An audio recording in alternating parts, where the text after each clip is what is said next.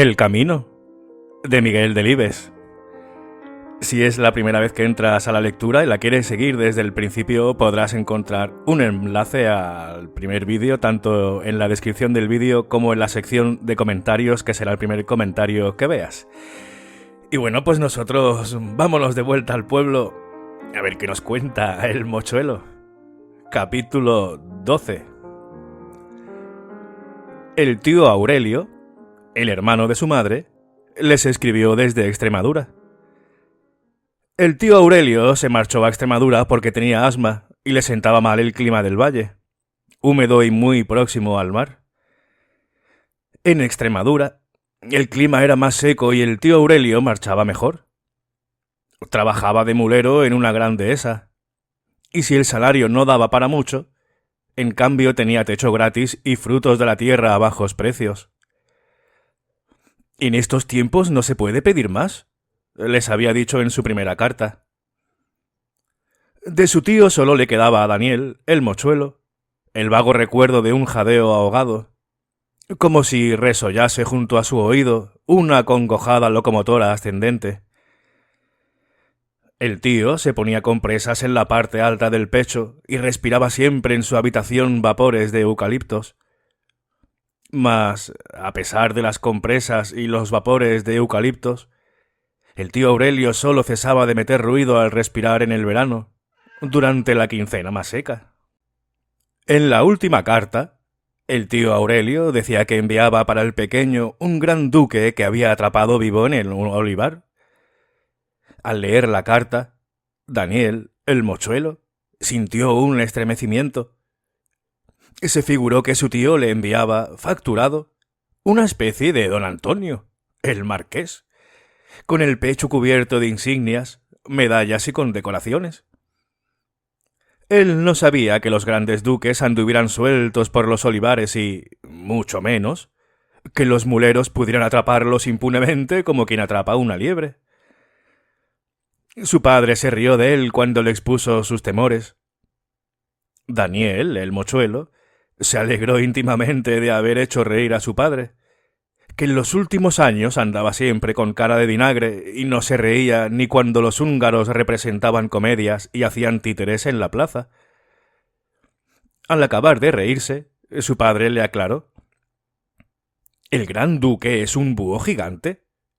Es un cebo muy bueno para matar milanos. Cuando llegue te llevaré conmigo a la caza al picorrando». Era la primera vez que su padre le prometía llevarle de caza con él, a pesar de que a su padre no se le ocultaba su avidez cinegética. Todas las temporadas, al abrirse la veda, el quesero cogía el mixto en el pueblo, el primer día, y se marchaba hasta Castilla. Regresaba 2 días después con alguna liebre y un buen racimo de perdices que, ineluctablemente, colgaba de la ventanilla de su compartimento.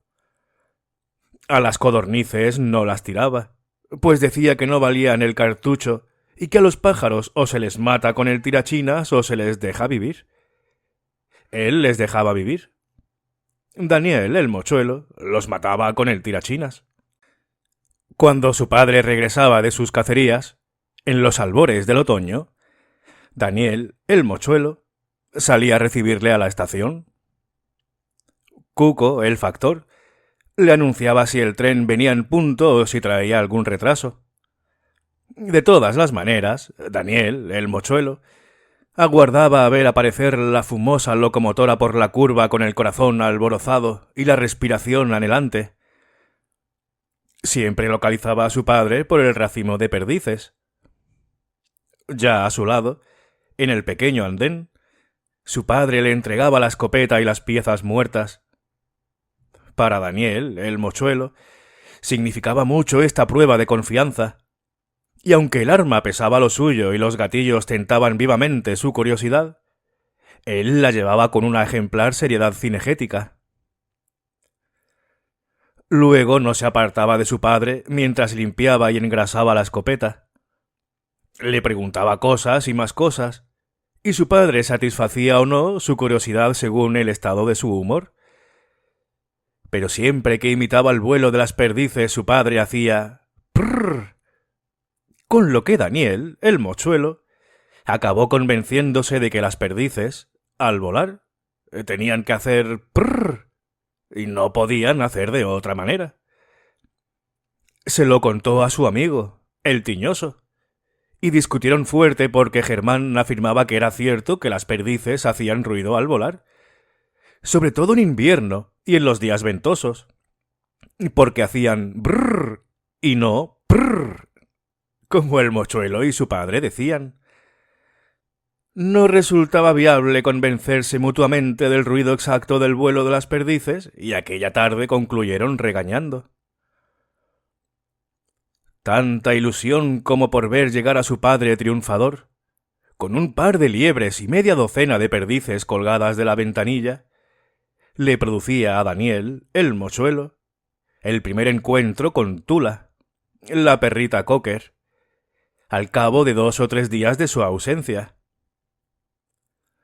Tula descendía del tren de un brinco y, al divisarle, le ponía las manos en el pecho y, con la lengua, llenaba su rostro de incesantes y húmedos halagos. Él la acariciaba también y le decía ternezas con voz trémula. Al llegar a casa, Daniel, el mochuelo, sacaba al corral una lata vieja con los restos de la comida y una herrada de agua y asistía, enternecido, al festín del animalito. A Daniel, el mochuelo, le preocupaba la razón por la que en el valle no había perdices. A él se le antojaba que de haber sido perdiz no hubiera salido del valle.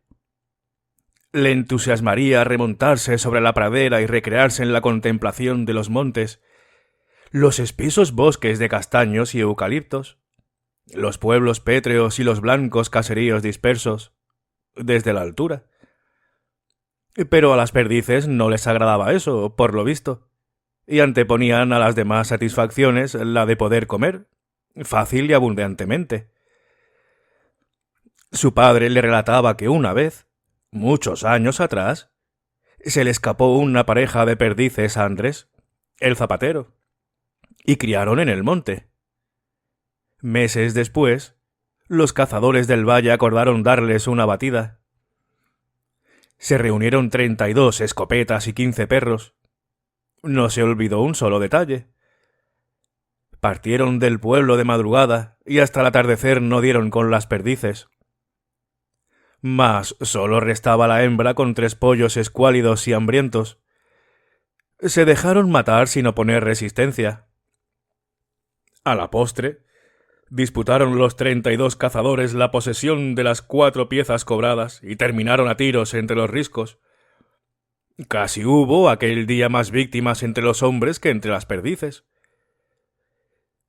Cuando el mochuelo contó esto a Germán, el Tiñoso, éste le dijo que lo de que las perdices se le escaparon a su padre y criaron en la montaña era bien cierto, pero que todo lo demás era una inacabable serie de embustes.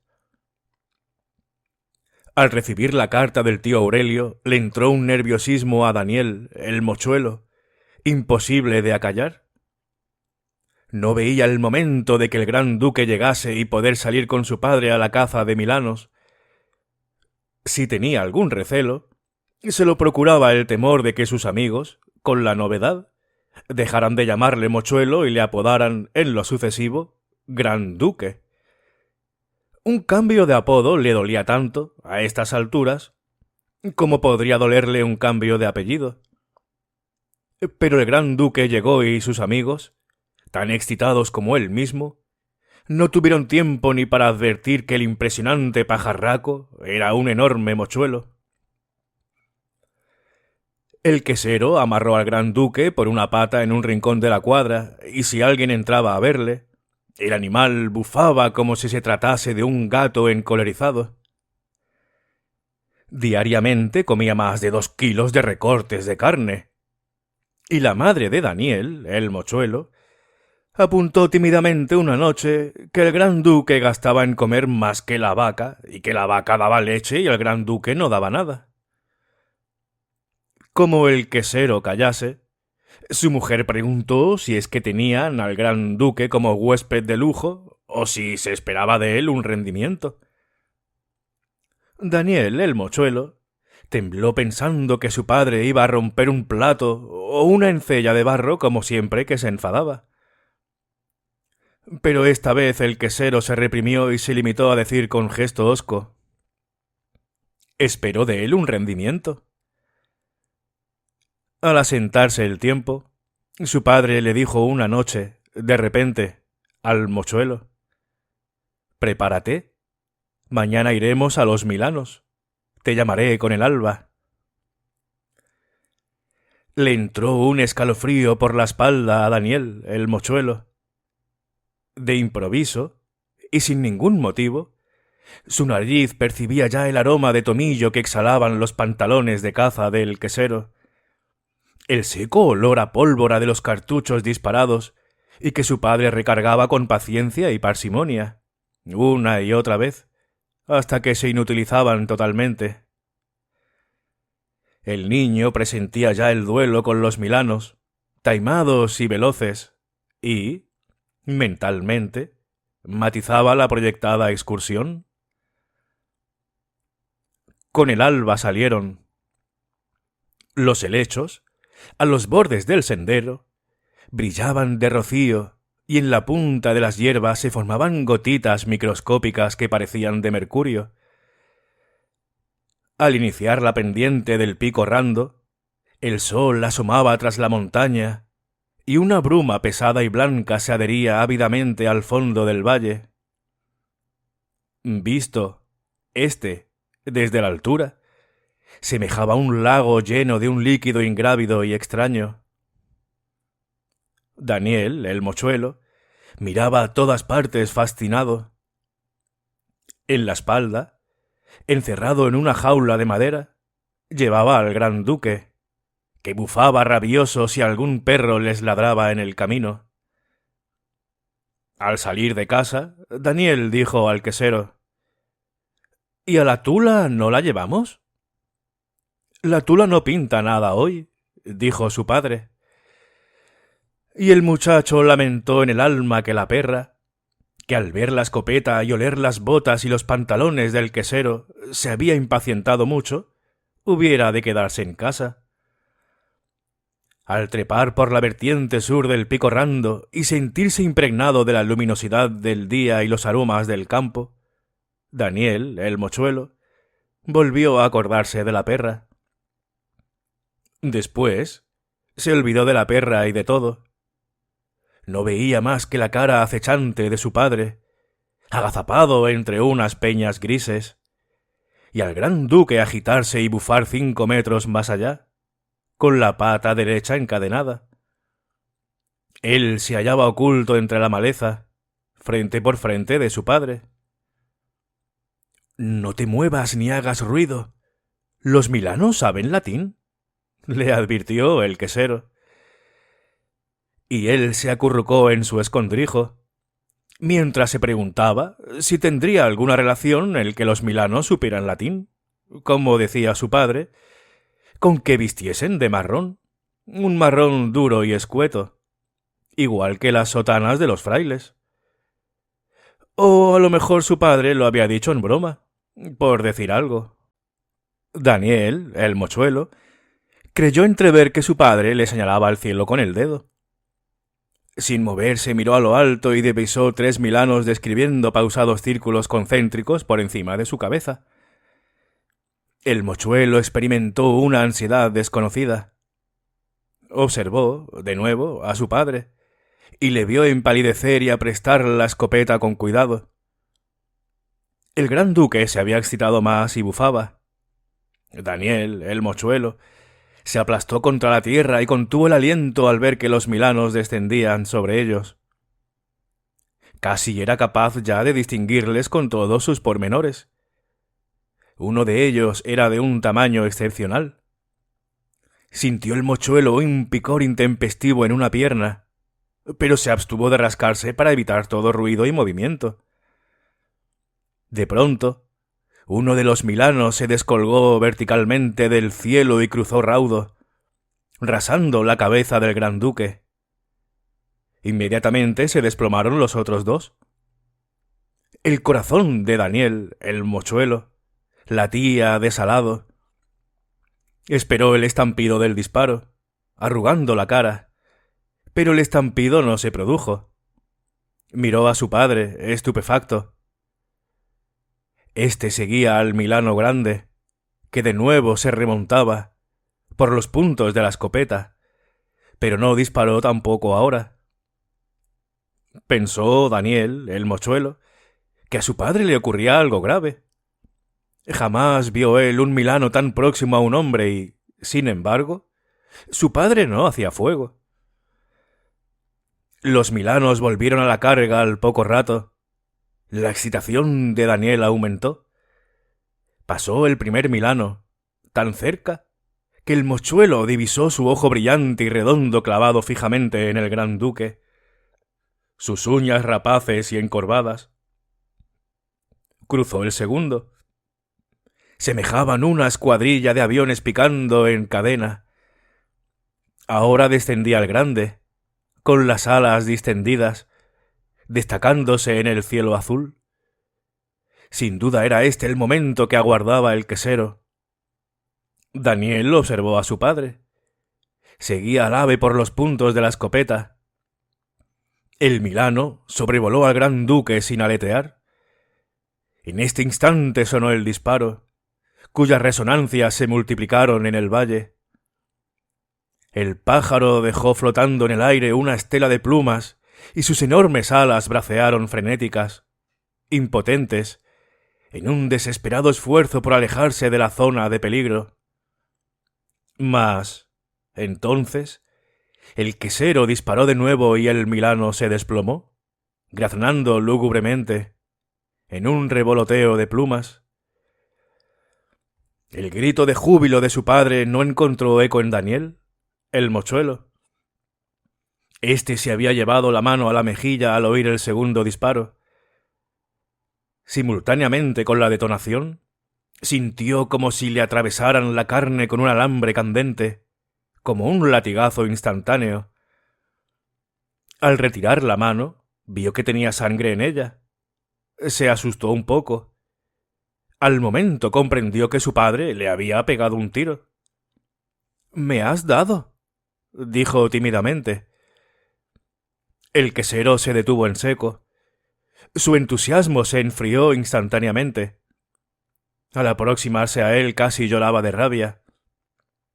«¿Ha sido mucho, hijo? ¿Ha sido mucho?», inquirió excitado. Por unos segundos, el quesero lo vio todo negro. El cielo, la tierra y todo negro. Sus ahorros concienzudos y su vida sórdida dejaron, por un instante, de tener dimensión ni sentido. ¿Qué podía hacer él si había matado a su hijo, si su hijo ya no podía progresar? Mas, al acercarse, se disiparon sus oscuros presentimientos. Ya a su lado, soltó una áspera carcajada nerviosa y se puso a hacer cómicos aspavientos. «¡Ah! No es nada, no es nada», dijo. «Creí que era otra cosa. Un rebote. ¿Te duele? ¿Te duele? Es solo un perdigón». No le agradó a Daniel, el mochuelo, este menosprecio de su herida. Pequeño o grande, aquello era un tiro. Y con la lengua notaba un bultito por dentro de la mejilla. Era el perdigón, y el perdigón era de cuarta. Casi una bala pequeñita. «Ahora me duele un poco. Lo tengo como dormido». «Antes sí me dolió», dijo. Sangraba. La cabeza de su padre se desplazó nuevamente al Milano abatido. Lo del chico no tenía importancia. «¿Le viste caer, Daniel? ¿Viste el muy ladino cómo quiso rehacerse después del primer tiro?», preguntó. Se contagió Daniel, el mochuelo, del expansivo entusiasmo de su padre. «Claro que lo vi, padre. Ha caído ahí», dijo el mochuelo. Y corrieron los dos juntos, dando saltos hacia el lugar señalado. El Milano aún se retorcía en los postreros espasmos de la muerte y medía más de 2 metros de envergadura. De regreso a casa, Daniel el mochuelo le dijo a su padre: «Padre, ¿crees que me quedará señal?». Apenas le hizo caso el quesero. «Nada, eso se cierra bien». Daniel el mochuelo casi tenía lágrimas en los ojos. Pero... ¿no me quedará nada de cicatriz? Por supuesto, eso no es nada, repitió desganado su padre. Daniel, el mochuelo, tuvo que pensar en otra cosa para no ponerse a llorar. De pronto, el quesero le detuvo cogiéndole por el cuello. «Oye, a tu madre ni una palabra, ¿entiendes? No hables de eso si quieres volver de caza conmigo. ¿De acuerdo?». Al mochuelo le agradó ahora sentirse cómplice de su padre. «De acuerdo», dijo. Al día siguiente, el quesero marchó a la ciudad con el Milano muerto y regresó por la tarde. Sin cambiarse de ropa, agarró al gran duque, lo encerró en la jaula y se fue a la Cullera, una aldea próxima. Por la noche, después de la cena, puso 5 billetes de 100 sobre la mesa. «Oye», dijo a su mujer, «ahí tienes el rendimiento del gran duque. No era un huésped de lujo, como verás. 400 me ha dado el cura de la Cullera por él, y 100 en la ciudad la junta contra animales dañinos por tumbar al Milano». La madre de Daniel no dijo nada. Su marido siempre había sido obstinado y terco para defender su postura, y él no lo ocultaba tampoco. «Desde el día de mi boda, siempre me ha gustado quedar encima de mi mujer». Y luego se reía. Se reía con gruesas carcajadas. Él sabría por qué. Bien, pues con este día de caza hemos terminado este capítulo. Una vez he disparado yo una escopeta, fue hace unos cuantos años, tampoco hace mucho, 8 años por ahí. Ahí con mi primo ahí en un pueblo en Casares, no sé si os lo comenté ya, que él también tiene caballos y cosas así, y también caza. Y bueno, disparé al aire simplemente por probar una vez. Bueno, espero que os haya gustado la caza, muchísimas gracias por vuestra compañía, y nos veremos en la siguiente lectura. Un fuerte abrazo, hasta luego.